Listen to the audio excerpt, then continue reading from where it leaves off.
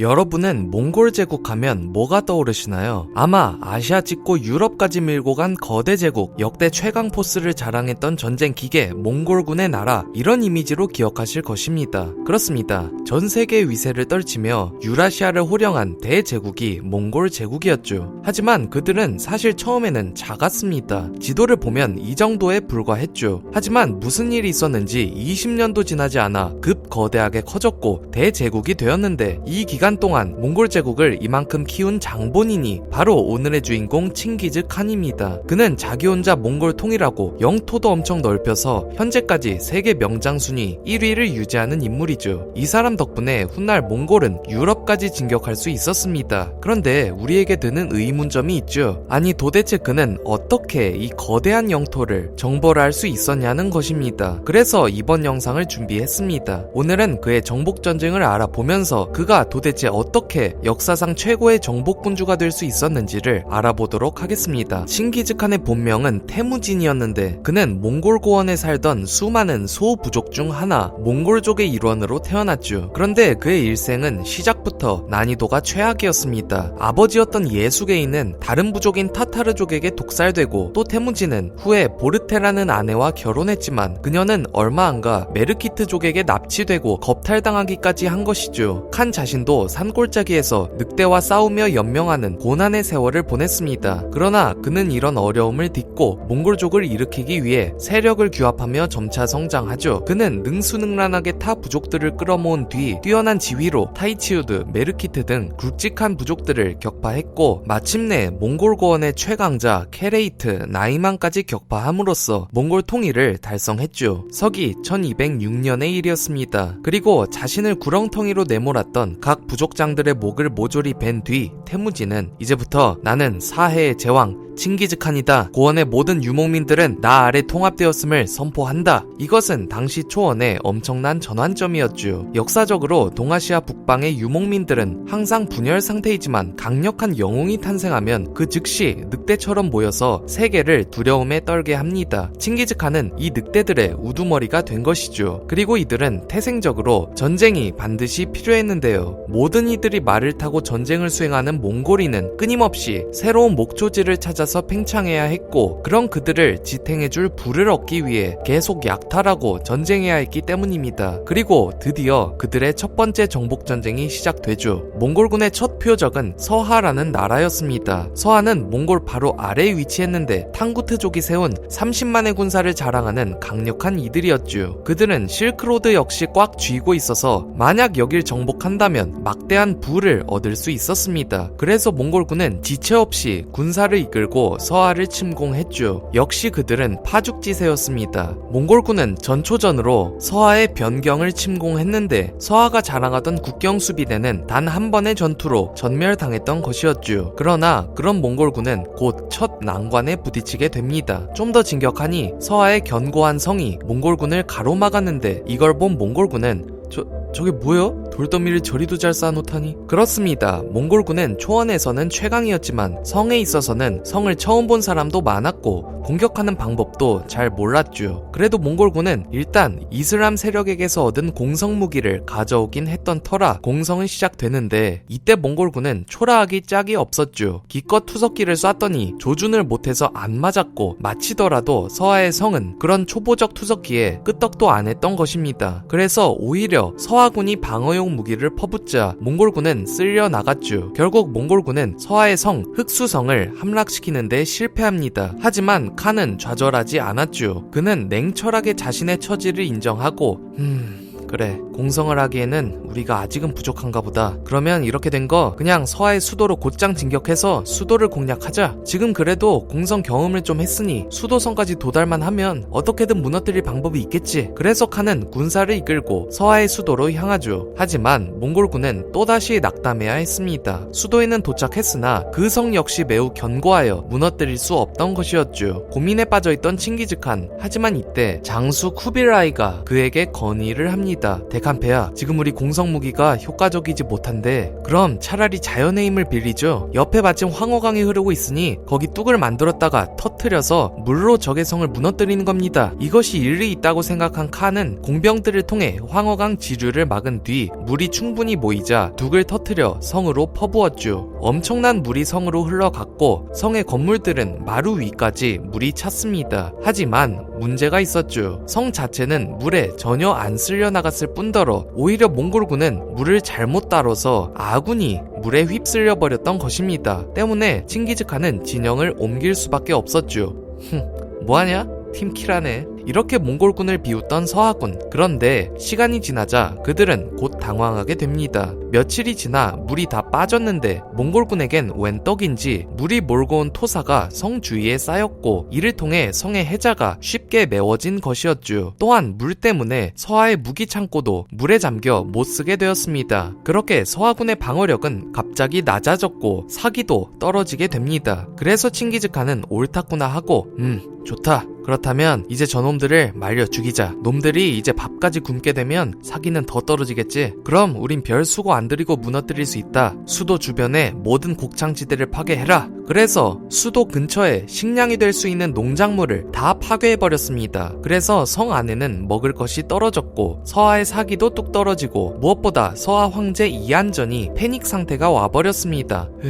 저기 코앞에 있고 우린 무기도 밥도 떨어지고 이대로면 싸울 수 없다. 항복하자. 결국 그는 머리를 조아리고 칭기즈칸에게 복속하게 됩니다. 공성 능력이 부족한 몽골군이었지만 한계를 인정하고 할 수 있는 최대의 것을 한 결과 승리한 것이었죠. 이로써 몽골군은 공성에도 자신감과 노하우가 쌓였고 칸은 이 경험을 토대로 공성전 특수병과를 새로 조직하여 투자를 아끼지 않았습니다. 특히 이제는 실크로드에 막대한 부를 손에 넣었으니 투자도 수월했죠. 결국 서하는 그저 몽골을 성장시켜주는 용도 그 이상도 이하도 아니었습니다. 서하를 무너뜨린 몽골군. 하지만 이들은 만족하지 않았죠. 그들은 전쟁을 계속하고자 했고 다음 표적으로 삼은 곳은 금나라였습니다. 금나라는 여진족에 의해 1115년에 세워진 나라로 당시 5천만의 인구를 자랑하는 대국이었는데 인구 300만의 소국 몽골이 건드릴 급은 아닌데 싶겠으나 사실 이 금나라는 몽골 제국의 숙명의 타겟이었습니다. 금나라는 예전부터 몽골의 철천지 원수였기 때문인데 왜 그러느냐? 이는 금나라가 해온 업보에 있습니다. 금나라는 자신의 제국을 유지하려면 몽골 고원을 견제해야 한다는 것을 알고 있었죠. 그 동네에 영웅이라도 나타나면 성장해서 자신을 위협할 것이니 그래서 금나라는 툭하면 군사를 파견하여 고원의 부족들을 엄청나게 학살하고 사라졌습니다. 이 과정에서 칭기즈칸의 증조부인 안바가이 칸까지도 잔인하게 살해당하기도 했죠. 때문에 칸과 몽골족은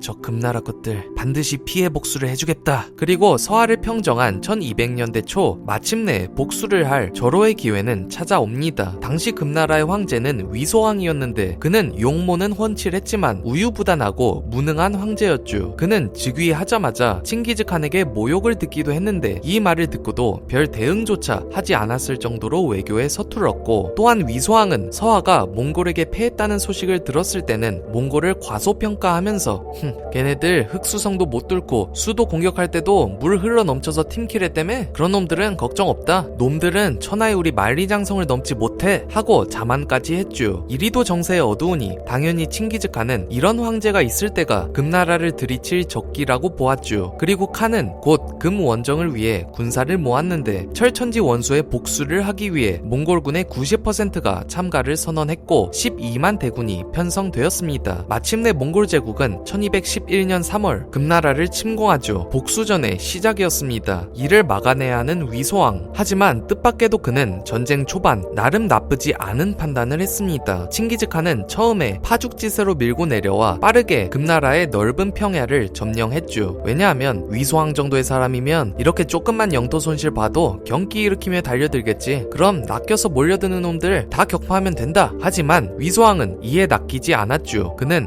내가 낚일 거 같냐? 그냥 우리는 기다리면서 저것들이 깊숙이 들어오도록 유인하면 돼 하고 요새의 방어를 굳건히 할 뿐이었죠. 역시 용렬해도 괜히 황제 노릇을 하는 건 아니었던 겁니다. 결국 몽골군은 성을 향해 깊숙이 들어올 수밖에 없었고 위소왕은 됐다. 쟤네가 우리 성을 함락시킬 수 있겠냐고. 승리는 따놓은 당상이다. 그러나 이는 위소왕의 오판이었죠. 몽골군은 공성무기를 적절히 사용하면서도 성 주변의 모든 지원 루트를 차단하며 성을 차례로 무너뜨려 버렸습니다. 이미 공성 경험이 꽤나 쌓인 몽골군이었죠. 결국 만리장성을 지키는 중요 거점인 오사보까지 함락되어 버렸고 금나라는 수만 명의 군사를 잃습니다. 이에 위소왕은 엄청난 충격을 받았죠. 아니 저놈들이 어떻게...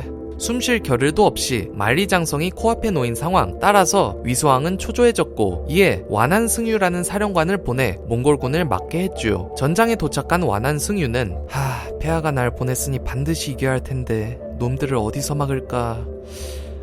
좋다. 몽골군의 대부분은 기병. 그렇다면 기병을 못쓰게 만들면 이길 수 있다. 그러기 위해선 다름 아닌 산에 방어진을 치는 거야. 그럼 적군은 말을 이용한 전술을 활용할 수 없게 되니 우리가 유리해진다. 그래서 그는 야호령이라는 곳에 진지를 구축하는데 야호령은 야생 여우의 고개라는 뜻에 걸맞게 산맥으로 뒤덮여 있었죠. 몽골 기병은 움직이기 힘들게 뻔했습니다. 승리를 확신한 완한승유는 야호령에만 50만 대군을 집결시켰죠. 몽골군은 이에 비해 훨씬 수가 적었습니다. 이에 칭기즈칸은 난감해하죠. 천하의 그도 이만한 핸디캡은 무리가 있었으니. 하지만 칸에게는 뜻밖의 행운이 찾아옵니다. 금나라 조정은 당시 몽골 진영에 사신을 보내오며 몽골을 정탐하고 있었죠. 그런데 문제는 이 사신이 몽골 진영에 오자 곧바로 배신해버리고 몽골 편에 붙었다는 것이었습니다. 이 사신의 이름은 성말 명한으로 거란족 출신이었는데 거란을 멸망시킨 게 금나라니 그는 속으로는 금나라의 원한을 갖고 있었다가 마침 몽골에게로 파견되니까 칭기즈칸에게로 변절한 것이었죠. 그리고 그는 금나라군의 치명적인 군사 정보를 노출시키게 됩니다. 사실 야호령은 천혜의 요새긴 해도 약점이 있었죠. 그곳은 산과 산이 멀리 떨어져 있어서 군사들 간의 빠른 소통이 어려웠습니다. 사령관이 뭔가 결정을 내리면 파발로 그 멀리 산까지 올라가서 명을 전달해야 하기 때문이죠. 성말 명한은 아마 이와 관련된 정보를 줬을 것이라 예상됩니다. 따라서 칸은 정보를 토대로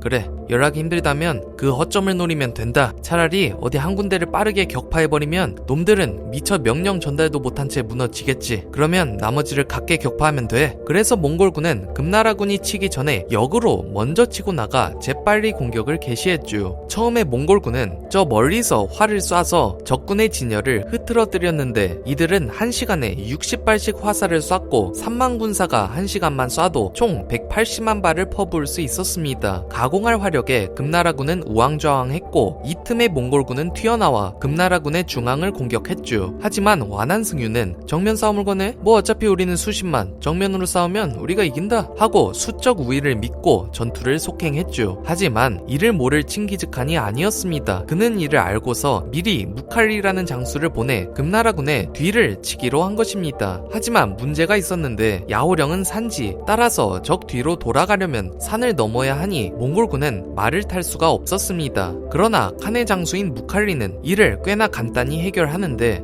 말을 못 쓴다? 간단하네. 그럼 잠깐 말에서 내리면 되지 하고 도보로 산을 올랐죠. 어렸을 때부터 말과 한몸이 되어 지내던 몽골군이었지만 그들은 말에서 내려서도 작전을 수행할 수 있었습니다. 하긴 칸 자신도 산지에서 살았던 적도 있으니 그렇게 하니 무칼리는 금나라의 허를 찌르고 후방에 진입하는 데 성공했고 그는 곧 화살비를 퍼붓기 시작하죠. 완한승유는 갑작스러운 무칼리의 등장에 당황했습니다. 이 무슨... 결국 금나라군은 충격받은 데다 앞뒤로 공격받으니 금나라의 중앙이 무너지기 시작했고 역시나 이렇게 정중앙을 쳐버리니까 양옆 산맥에 위치한 좌우의 금나라군은 뭔 일이 일어나는지 몰랐죠. 결국 중앙은 먼저 격파되었고 몽골군은 손쉽게 나머지 좌우익을 각계 격파함으로써 대승을 거두었습니다. 야호령은 그렇게 뚫리게 되었죠. 50만 군사를 보내도 산을 끼고 싸워도 몽골군을 막을 수가 없었습니다. 그래서 완한승유는 패잔병을 수습해 근처 회화보에서 몽골군에게 재차 저항했으나 몽골군은 지친 금나라군을 손쉽게 격파해버렸죠. 결국 완한승유는 패배의 책임을 물어 탄핵되고 맙니다. 아니 나도 최선을 다했는데... 이제 거점들은 모두 뚫렸죠. 곧 몽골군은 만리장성까지 도달, 옹구트족의 도움을 받아 장성을 넘는 데 성공했고 금나라는 당황합니다. 하지만 위소왕은 이제 물러설 수 없으니 어떻게든 막아야 했죠. 그래서 그는 생각합니다.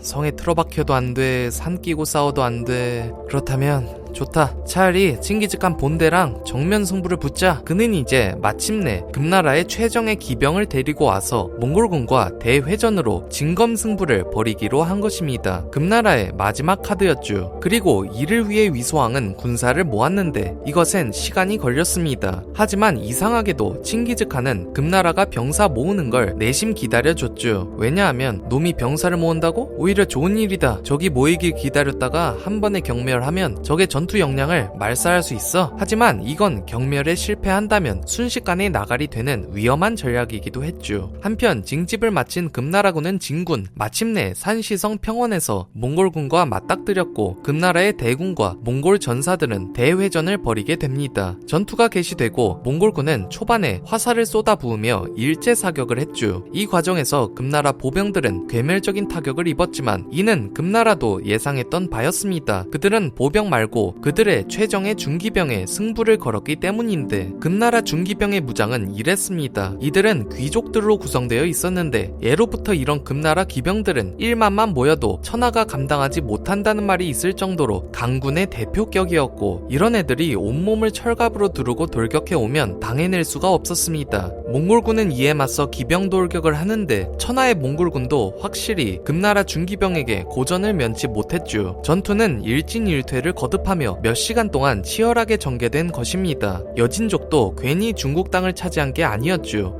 오만의 결과다. 이제 역으로 격퇴해줄게. 하지만 이 시나리오 역시 아쉽게도 칸의 머릿속에 있던 모양입니다. 그는 전투 전에 은밀하게 몽골 제국 최고의 장수 수부타이에게 명했죠. 수부타이, 이건 전면전이고 적들은 강하니 정면 승부는 힘들 수 있다. 그러니 너가 이끄는 3만 병력을 별동대로 삼겠다. 이들이 이끌고 크게 금나라 후방으로 돌아가라. 그리고 결정적인 순간에 치고 들어와서 승부를 결정지어. 너라면 알겠지? 예, 폐하. 이렇게 수부타이는 전투가 벌어지는 동안 금나라 뒤쪽으로 보이지 않게 크게 우회했죠. 그리고 몇 시간 뒤 전투가 치열해서 일진일퇴가 거듭할 정오 즈음 마침내 수부타이의 별동대가 금나라의 후방에 도착합니다. 갑자기 출현한 수부타이는 화살비를 퍼붓기 시작하는데 팽팽하던 승부에서 난데없이 적군이 나타나니 금나라군은 당황했고 전세는 급격히 기울기 시작했죠. 또한 명장 수부타이는 능수능란하게 지휘를 하며 금나라군의 후방, 좌, 우 모두 들이쳤습니다. 결국 그렇게 사방에서 공격받은 금나라군은 균형이 깨지니 순식간에 무너지고 말았죠. 몽골군의 대승이었습니다. 물론 금나라군도 후방 쪽을 생각은 했을 텐데 칭기즈칸은 아예 시간차를 몇 시간씩 두고 별동대 투입시키니까 금나라군이 뭐 어찌 대응할 수가 없었죠. 이 패배로 금나라 전체는 공황에 빠졌고 곧 금나라는 지난날 자신의 업보를 돌려받게 됩니다. 금나라는 거란족을 잔인하게 토벌하고 금나라를 세운 바 있는데 이렇게 금나라가 혼란해지자 그동안 칼을 갈던 거란족이 떨어져 나가서 독립을 선포했죠. 이 나라가 야율유가의 동요라는 나라이고 금나라 조정은 훗날 이들을 토벌하기 위해 포선만노라는 사람에게 군사를 주고 동요를 평정하라고 했지만 이 포선만노 역시 배신을 때리고 떨어져 나가 동아라는 나라를 세웁니다. 결국 금나라는 엄청난 영토를 고스란히 잃어버렸고 그렇게 혼란한 상황에서 신하들은 무능한 황제에게 책임을 물어 이 무능한 위소왕 자식 내놈의 황제의 자격이 없다 하고 위소왕을 시해하고 선종을 다음 황제로 올렸죠. 하지만 그 뒤엔 또 금나라 신하들끼리 죽고 죽이는 싸움이 나서 금나라는 개판 5분 전 상황이 됩니다. 당연히 이건 몽골에게 땡큐였죠. 그런 혼란을 틈타 몽골군은 수도 베이징까지 쳐들어와 수도성을 포위했던 것이었습니다. 이제 칭기즈칸은 좋다. 이제 적 수도도 포위했겠다. 별동대를 또 파견해 황허강 이북의 모든 지역을 휩쓸어버려라. 놈들이 우리에게 한 짓을 되돌려주는 거다. 하며 대학살극을 벌였죠. 금나라가 몽골족을 학살했듯 칸도 금나라를 초토화시켰습니다. 결국 금나라는 총체적 난국에 빠지게 되었고 새로 제위에 오른 선종은 이런 압박을 버티지 못하고 결국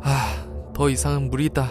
항복이 답인가 보다. 항복을 해오게 됩니다. 그저 변방의 미천한 부족이었던 몽골에게 금나라의 황제가 머리를 조아린 것이었죠. 1214년의 일이었습니다. 싱글벙글한 칭기즈칸은 금괴 10만 개, 비단 30만 야드 등 막대한 곡물을 요구했고 몽골은 이 곡물을 수취하는 데만 20일이나 소요되었죠. 그러나 문제가 있었습니다. 칸은 이럼에도 불구 금나라를 완전히 정복할 수는 없었죠. 몽골군도 오래 타지에 나가 있다 보니 병사도 지쳐서 전쟁을 이어가기 어려웠고 애초에 12만 군사로 한 번에 5천만 금나라를 정복하는 건 무리였기 때문이었습니다. 따라서 칸은 일단 곡물만 받아놓고 회복을 쉽사리 못할 것이니 좀 기다렸다가 천천히 멸망시킬 생각이었습니다. 그렇게 돌아간 칸. 하지만 그가 간과한 것이 있었죠. 금나라는 수천만 인구를 바탕으로 엄청나게 빠르게 회복하여 손실된 피해를 상당 부분 메꿔버렸다는 것입니다. 이에 금선종은 곧 기세등등해졌고 자신이 붙어서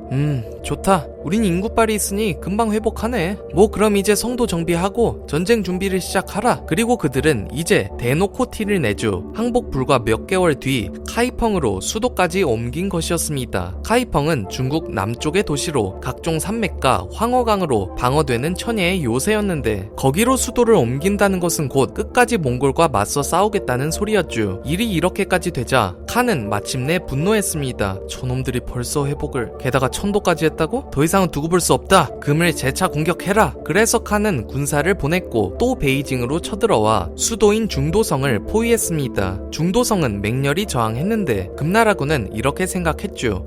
그래도 놈들이 중도까지는 무너뜨리진 못할 거야. 대금나라의 수도성을 고작 몇 년 전에 공성무기 처음 썼던 애들이 함락시킬 리가 없지. 하지만 몽골은 예상보다도 훨씬 빨리 성장해 있었죠. 몇 년 전엔 당연히 몽골이 함락을 못 시켰겠지만 그동안 몽골은 더더욱 경험을 쌓으며 이젠 공성의 도 같은 상태였고 결국 중도성은 예상과 달리 처참하게 함락되고 말았죠. 결국 무너진 중도는 곧 사상 초유의 엄청난 약탈을 겪게 됩니다. 이에 선종은 어쩔 수 없다. 전 수도까지 초토화되다니 곡물 바치고 화이 맺자. 그렇게 다시 금을 굴복시킨 칭기즈칸. 하지만 칸은 충격적이게도 여전히 금나라를 완전 정복할 수 없었습니다. 금을 멸망시키려면 카이펑으로 진격해야 했는데 지금 몽골군도 계속된 전쟁으로 지치고 타지에서 도는 풍토병으로 골골대는 상태. 이 상황에서 산 넘고 물 건너 카이펑으로 가는 건 불가능했기 때문이죠. 따라서 이를 어떻게 해야 할지 칸도 매우 고민이 깊었습니다. 그러던 찰나 칸에게는 이 모든 상황을 뒤엎을 한 소식이 들려오게 됩니다.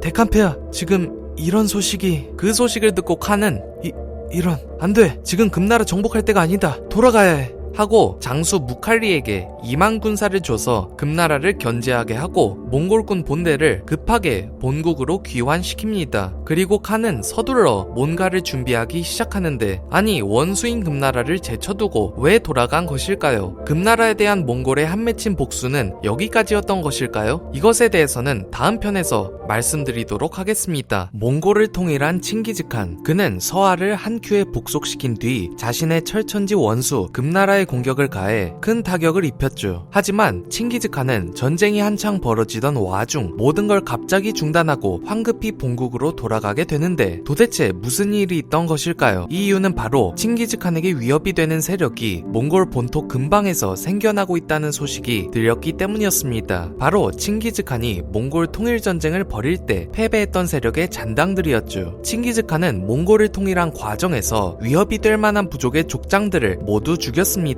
하지만 그들의 가족은 살아남아 도망치는데 성공했고 그들은 칭기즈칸 저놈 세력을 길러서 내 놈을 몽골에서 몰아내겠다 하고 칭기즈칸이 금나라와 전쟁할 동안 세력을 모으고 있던 것이었습니다. 따라서 칭기즈칸은 언제 커질지 모를 이들을 처리하기 위해 금나라를 정벌하다 말고 말머리를 돌렸죠.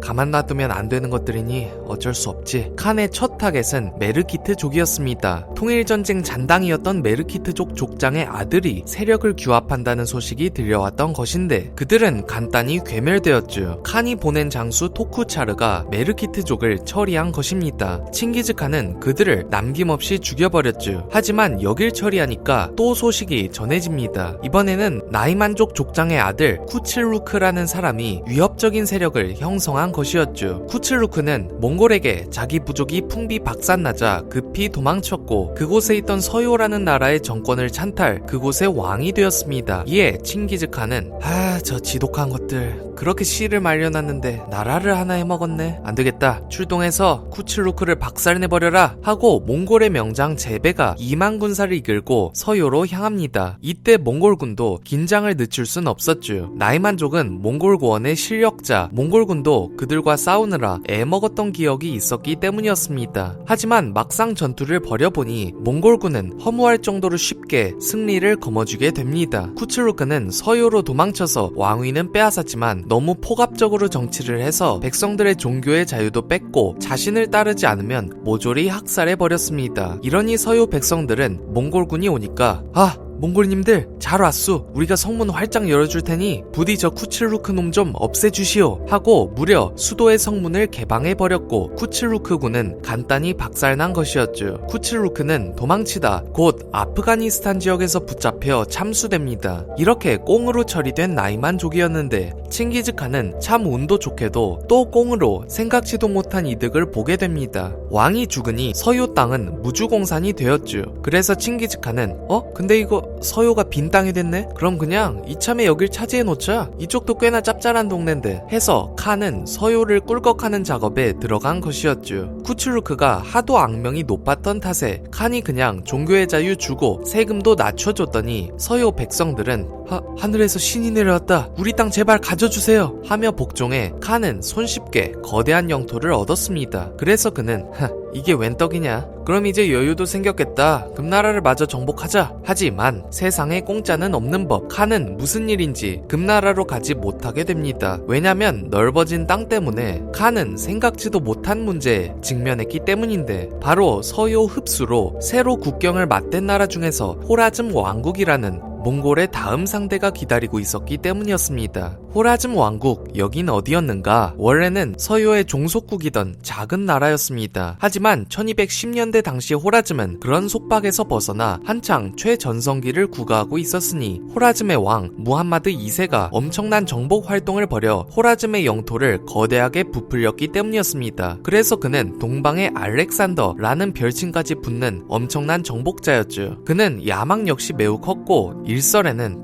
내가 이렇게나 강성한데 잘만 하면 저 멀리 동아시아의 금나라까지 정복할 수도 있겠어. 금나라 정복 욕망도 있었다고 전해집니다. 하지만 무함마드는 시대를 잘못 타고났죠. 이미 칭기즈칸이 나타나서 금나라를 일찌감치 초토화시켜버렸기 때문이었습니다. 가뜩이나 무함마드는 이에 불만이었는데 엎친 데 덮친 격으로 몽골이 갑자기 서요를 먹는 바람에 호라즘과 몽골은 직접 국경을 맞대버렸죠. 무함마드는 엄청난 위협을 느낄 수밖에 없었습니다. 몽골군이 잔인하게 금나라를 초토화시킨 소식이 널리 퍼져 있었으니 그런 나라가 국경을 맞대니까 무함마드는 바짝 긴장했죠. 하지만 정작 칭기즈칸은 별 생각이 없었습니다. 당연히 그의 관심은 금나라 정벌뿐이었죠. 그래서 칭기즈칸은 호라즘과 잘 지내고 싶어 했습니다. 하지만 무함마드 2세는 칭기즈칸을 거꾸러뜨리고 싶어 했죠. 서요라는 완충지대가 사라졌기 때문에 무함마드는 학살자 몽골이 호라즘에게 잠재적 위협이 될 수 있다고 생각했습니다. 그리고 무함마드는 이런 걸 생각으로 끝내지 않고 행동으로써 키워버리게 되니 칭기즈칸은 금나라 정벌을 위해 호라즘과 잘 지내놓고 싶어서 여봐라, 호라즘에 400여 명의 사절단을 파견해라. 잘 지내려면 교류도 하고 밀드업 좀 쌓아놔야지. 그렇게 호라즘의 오트라르라는 도시에 도착한 칸의 사절단. 하지만 무함마드는 이 소식이 보고되자 오트라르의 성주에게 몽골에서 사절단이 왔다고? 걔네 다 죽여버려라. 몽골의 기세를 꺾어놔야 한다. 그래서 오트라르 성주 이날추크는 몽골 사절단을 학살해버렸죠. 사절단은 보물도 갖고 왔는데 보물 역시 몽땅 이날추크 차지가 되었습니다. 분노한 칭기즈칸. 하지만 그는 한번 참았죠.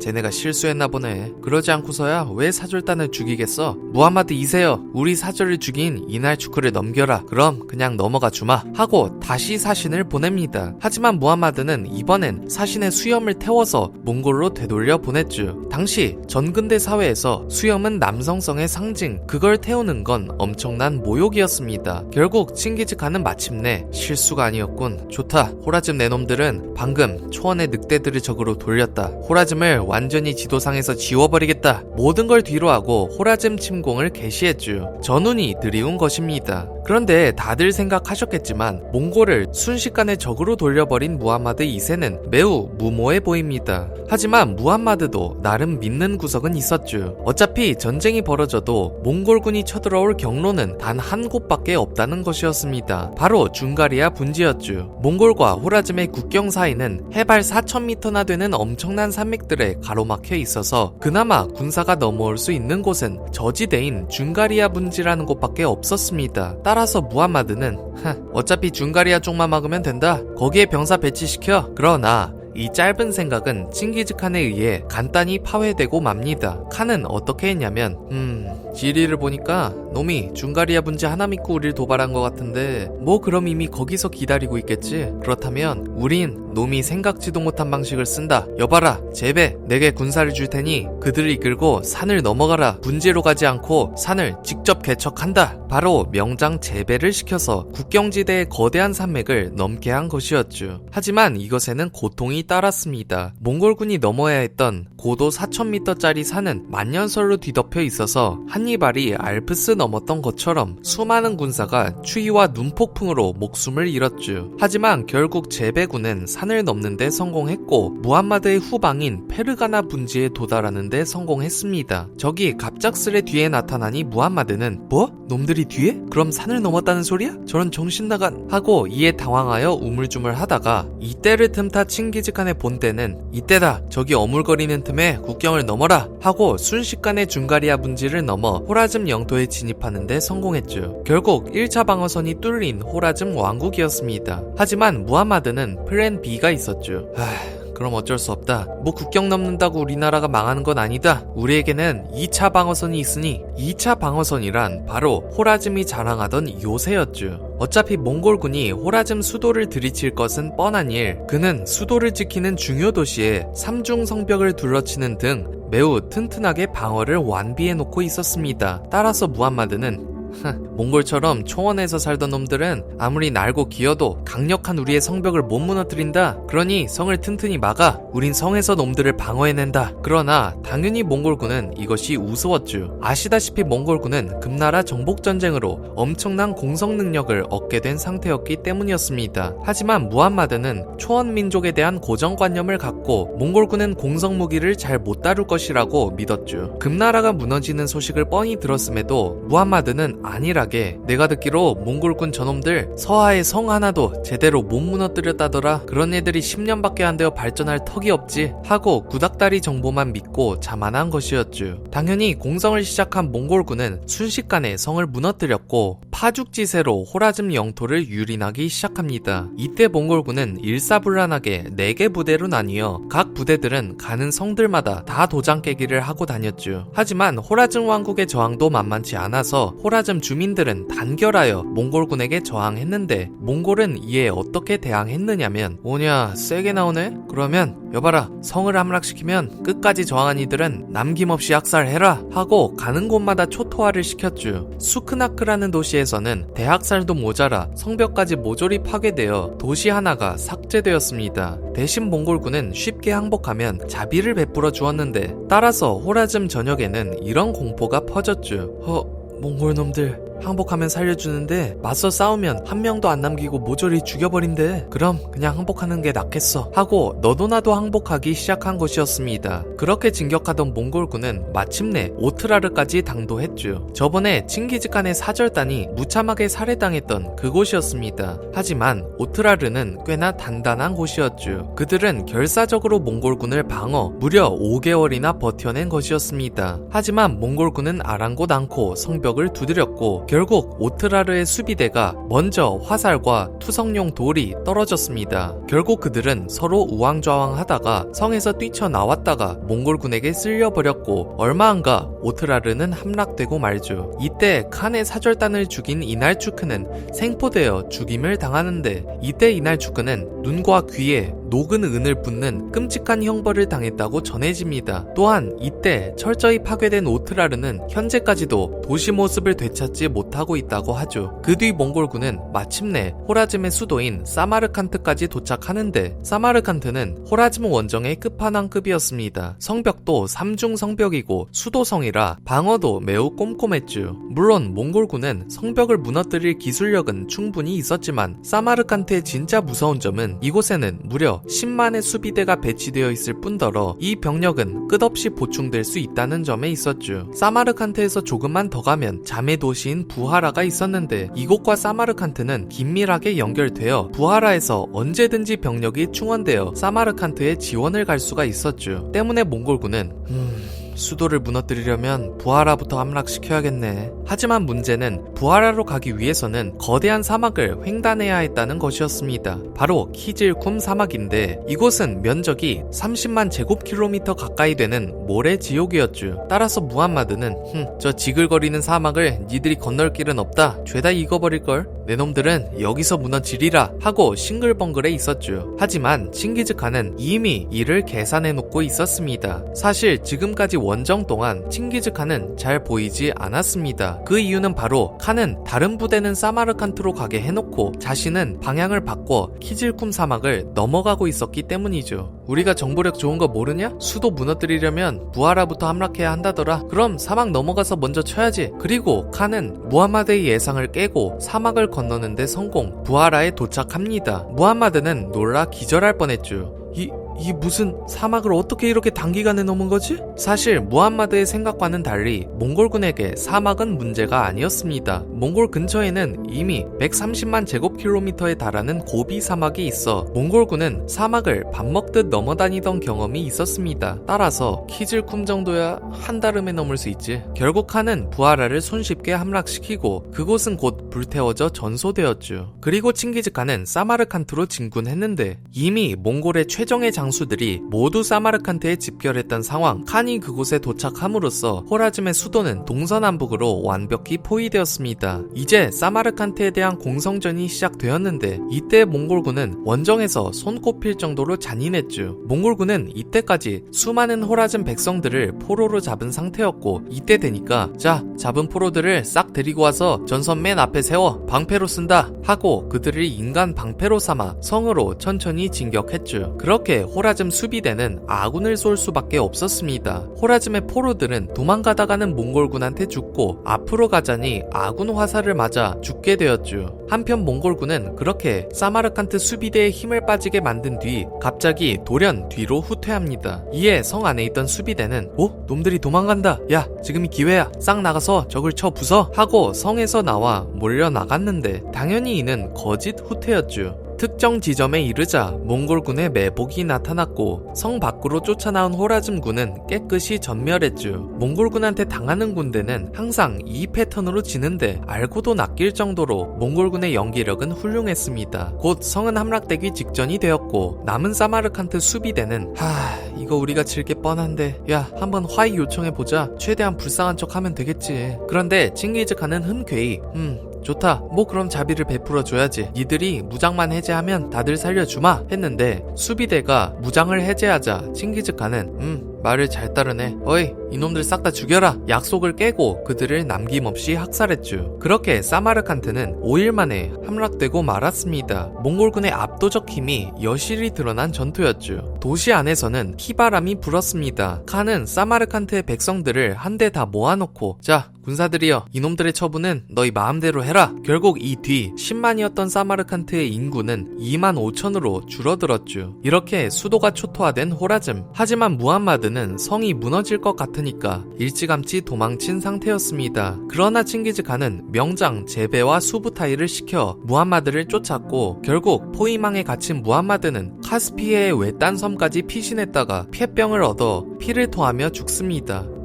처음부터 다시 시작할 수만 있다면. 하지만 제베와 수부타이는 정작 무함마드의 시신을 발견하지 못했고 그들은 난감해했는데 오히려 그들은 야 그러면 빈손으로 갈 바에 이쪽 동네 지리 정찰 좀 하다 가자. 지리 정보도 얻고 가다 마주치는 나라들 좀 깨부수고 전리품도 챙기고 말이야 하고 유럽 방면으로 북상하여 카프카스 지역 러시아 서부를 휩쓸고 많은 전리품을 챙기고 돌아왔죠. 이 과정에서 러시아와 몽골군 간에 칼가강 전투가 전개되기도 했는데 몽골군은 러시아를 완전히 깨부수고 돌아가기도 했죠. 이에 대해서는 제 채널 칼가강 전투 영상에도 자세히 나와 있습니다. 한편 호라즘 정복 작업 역시 마무리되어 갔는데 문제가 있었습니다. 무함마드는 죽었지만 그의 아들인 잘랄 우디인이 왕위를 이어받아 호라즘 최후의 저항군을 이끌고 있다는 것이었죠. 이에 칭기즈칸은 시키 쿠투쿠에게 4만 5천 병사를 주어 잘랄 우딘을 제압하게 했는데 의외로 잘랄 우딘은 엄청난 명장이어서 그는 파르완이라는 곳에서 몽골군을 대패시켜 버립니다. 3만의 몽골군이 손실됐고 이 과정에서 칭기즈칸의 손자가 바미안에서 전사하는 대참사까지도 벌어졌죠. 이에 칭기즈칸은 나의 손자야. 반드시 복수해주리라. 호라즘 놈들을 남김없이 지워버려라 하고 호라즘의 백성을 무차별 학살하며 진격했고 곧 잘랄 우디인은 몽골군과 맞닥뜨려 1221년 11월 몽골과 호라즘의 대회전이 인더스 강변에서 벌어졌습니다. 하지만 잘랄 우디인은 천하의 칭기즈칸을 이길 순 없었죠. 그는 모든 병력을 잃고 대패했고 말을 탄 채 강에 뛰어들어 탈출했습니다. 하지만 탈출한 잘랄 우디인은 다시는 재기하지 못했죠. 그는 계속 돌아다니며 저항운동을 계속했으나 번번이 쓴맛을 보았고 결국 쿠르드족에게 암살당함으로써 생을 마감한 것이었죠. 그렇게 호라즘은 역사 속에서 지워졌습니다. 그렇게 호라즘을 꿀꺽한 몽골 제국, 이로써 몽골의 영토는 엄청나게 넓어졌죠. 그러면 이제 칸이 할 일은 그럼 이제 미뤄뒀던 금나라 정벌을 이었을 테지만 그 전에 칸은 마지막으로 할 일이 있었죠. 바로 서하 정복이었습니다. 아니 왜 뜬금없이 서하를 정복해야 하느냐. 저번 1편에서 몽골은 서하를 복속시켜서 속국으로 만들어 놨었는데 아까 몽골이 한창 호라즘에게 복수하려고 군사를 끌어모을 때 칸은 서하에게도 지원병을 보내라고 명령했죠. 하지만 서하는 이때 명령을 거부하고 군사를 주지 않았습니다. 그래서 칸은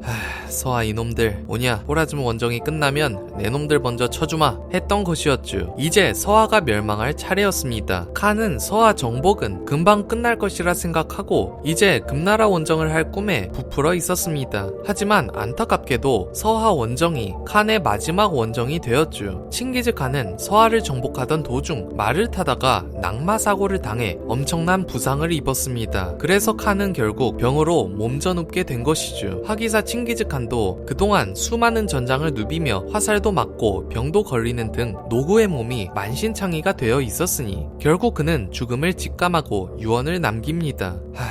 결국 갈 때가 됐구나. 유언을 남기마. 서하의 모든 백성들을 죽여라. 그리고 훗날 금나라를 마저 정복할 때는 이러쿵저러쿵 해서 정복해라. 이렇게 후대의 금나라를 어떻게 정복할지도 꼼꼼히 알려주었죠. 그리고 자신의 후계자로는 성격이 온화해 제국 경영에 적합한 오고타이를 지목하고 칸은 세상을 떠났죠. 그의 나이 65세 1227년의 일이었습니다. 몽골군은 서하를 완전히 멸망시킨 다음에나 칸의 죽음을 알고 슬퍼했습니다.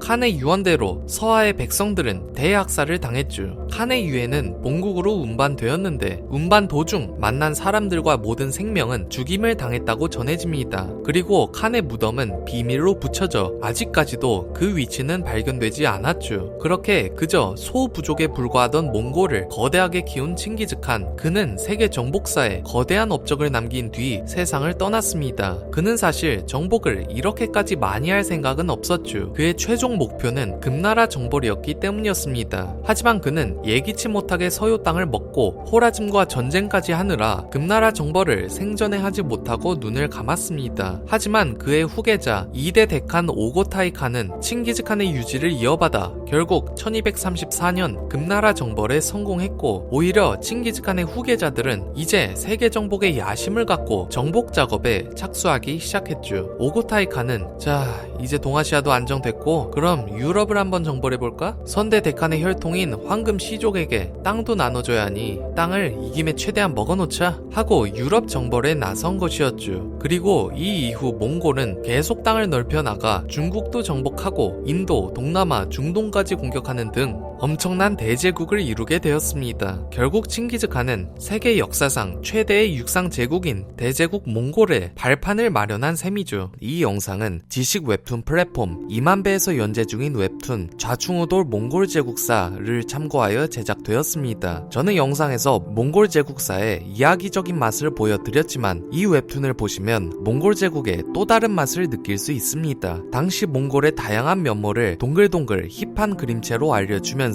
실제 몽골 제국의 일상, 당시의 최첨단 무기인 화약, 의학 기술, 몽골인이 읽었던 책들 이런 것까지 자세히 조명하는데요. 몽골은 우리는 그냥 땅만 넓게 정복했었구나 라고만 아시는 경우도 많지만 웹툰을 보시면 아, 이런 부분도 겁나 발달했구나, 대국다운 면도 많았네 하실 수도 있을 겁니다. 이렇게 몽골 제국의 다양한 면을 살펴보며 새로운 테이스트로 몽골 제국 역사를 맛보고 싶으신 분들께 좌충우돌 몽골 제국사를 추천드립니다. 이 웹툰의 구미가 당기시는 분들께는 바로 보실 수 있도록 고정 댓글란에 링크 첨부해 드렸습니다. 2만배에서 연재하는 좌충우돌 몽골 제국사 많은 관심 부탁드리고요. 저는 여기서 이만 물러가겠습니다. 감사합니다. 별별 역사였습니다.